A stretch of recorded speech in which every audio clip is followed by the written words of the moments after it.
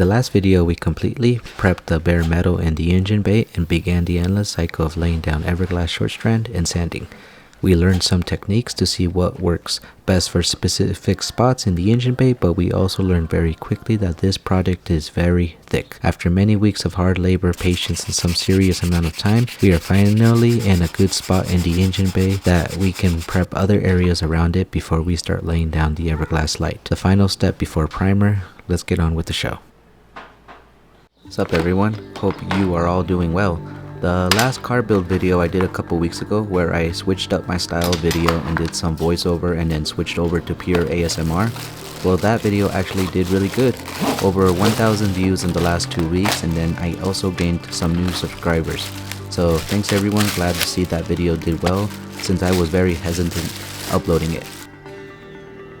With the foundation of the engine bay starting to take shape, I figured it would be best to start tackling other spots around the engine bay so I am not worried about nasty debris after the 2K urethane primer is laid down. Therefore, that is why we will be removing the front windshield off and then be removing the adhesive block underneath it. I want all the nasty stuff completely gone, and we will be adding a fresh layer of adhesive once the car is painted.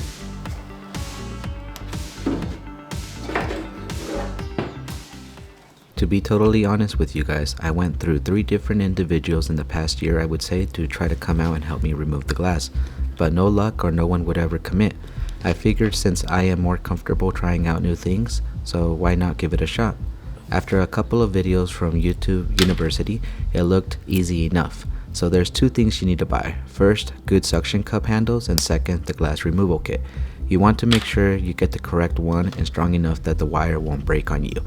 I got all my stuff from Amazon, and it does come with the sharp point tool that pierces the adhesive, but also pushes the wire through the other side to start the cutting process.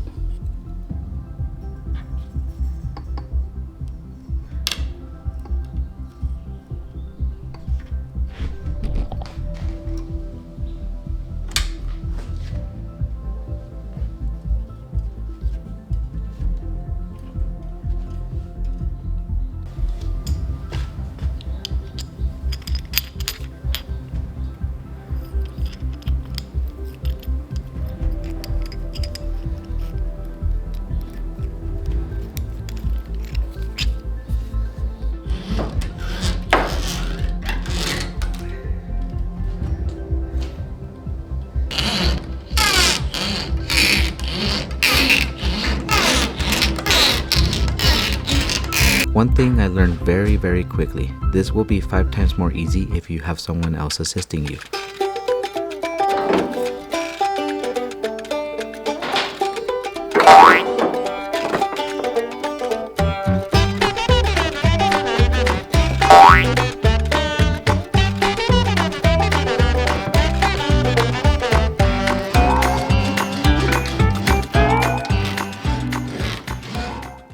Luckily, I had my daughter help me out on hard to reach spaces since you have the wire on both sides of the glass. Okay, so I'm gonna go. Now you go.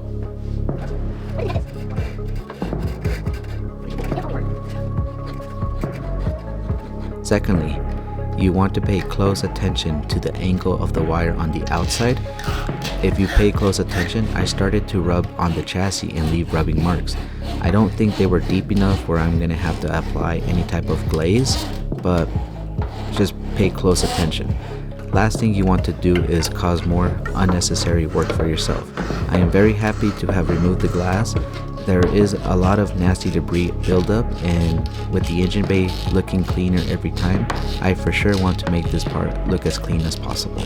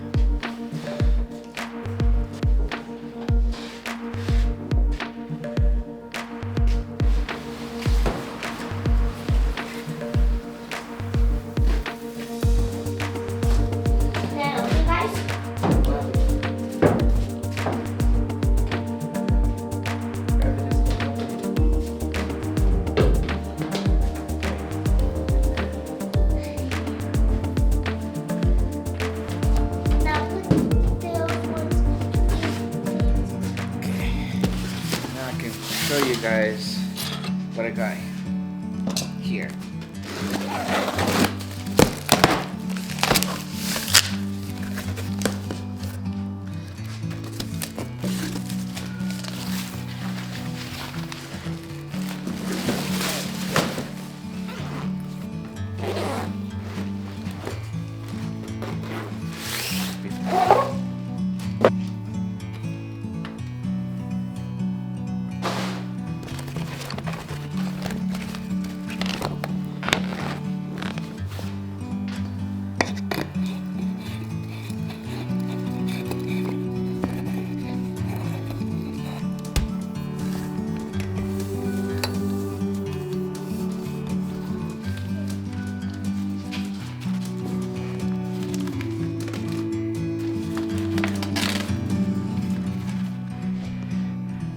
That actually is really cool.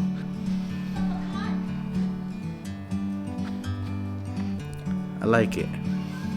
That definitely fits a lot better. I definitely had it backwards. So I got this one right here. I got that one. I don't know where they're gonna go yet in my garage. We'll see. I gotta plan it out. But the point of it right now is just to try to make, when I talk to the camera, better. I'm trying to learn how to work with lighting and make my quality of my video better. Eventually, when I buy a newer camera, hopefully that will help the most. I just want the lighting to look better here, because those weren't cutting it. This is all I had really to work with, except the garage lighting. But I hope this works. Let me see how this. Now that I introduced my new lights, let's get on with the show. Before we start removing the adhesive off the windshield frame, I have a new crash bar on the way that will be arriving in the near future. For that reason, I really want to tackle this spot quickly and apply some Everglass. To be honest, I really should knock it out since the whole front end will be getting the 2K Urethane Primer. Just like my last video, we will be repeating the same steps. This part of the vehicle always stood out to me. Maybe it's because it was one of the first custom parts I have ever created. I really enjoy the whole custom side of the process, from measuring, cutting the metal, welding it, and finally putting it together. I hope I get to do more of this soon, so getting to apply short strand to these plates will be satisfying.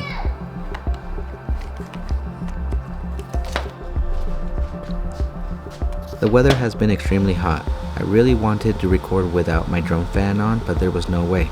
I did try it at first, just so I can get better audio without the fan blasting in the background, but there was just no way. Due to the heat and my drum fan on, you should know I actually encountered an issue here that was quite annoying. I did not realize how much quicker the short strand would cure. Instead of having the normal 3 to 5 minutes to lay down the Everglass, it dropped to about 60 to 90 seconds. So definitely work in smaller portions and apply less amount of hardener to the short strand. Have been startled by how quickly this cures. It came with a cause of high mountain spikes and also causing lifting. Any short strand that I already laid down and I went over to try to smoothen out would just lift up. Very annoying. After everything cured and is ready for me to start sanding, I did end up having to pull out 40 grit sandpaper just to help the process.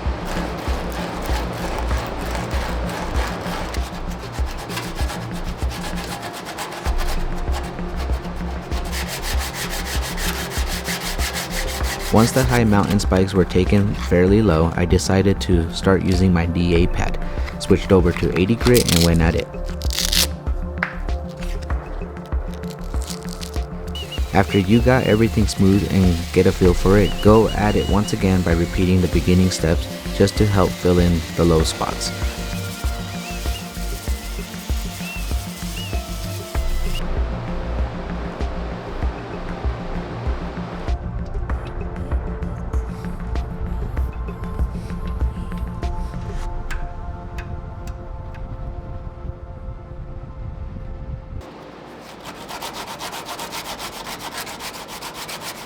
We are in a good spot for now. Once I go back to the engine bay to do some final touches before we switch over to the Everglass light, I will come back to these spots. For now, let's go take off the adhesive blocks from the windshield frame and end the video. I am very pleased to have removed the windshield, as well as removed anything that I had left inside the vehicle. Anytime you see a build being used as a storage unit, you lose motivation. There is nothing satisfying or motivating when you see a car built as a storage unit or it just collecting dust. Things are moving along, and that's the way I tend to keep it. To remove this thick layer of adhesive block off the car, you want to bring it down as low as possible. For now, all I have are these small blades, but they will do the job.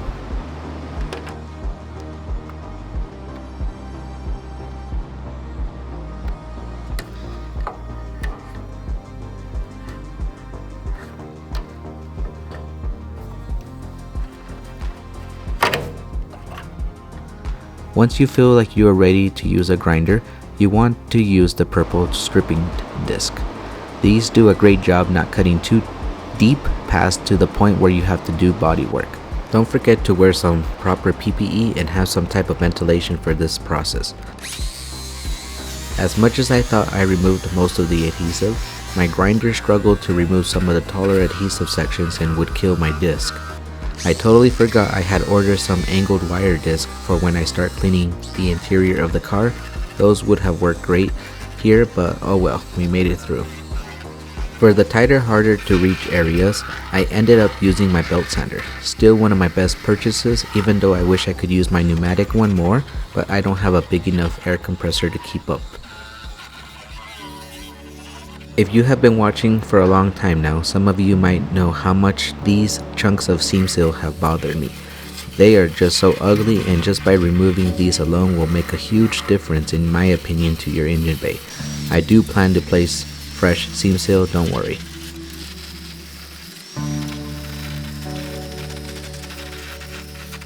We arrive at the end of the video. It's nice to see some more big progress happening. With the engine bay taking shape, the windshield removed and the frame cleaned up, it's starting to look so good, and it's only going to get better. In the next video, we should be able to tidy it all up. If you made it this far, as always, I appreciate it. Thanks for the support, and see you in the next video.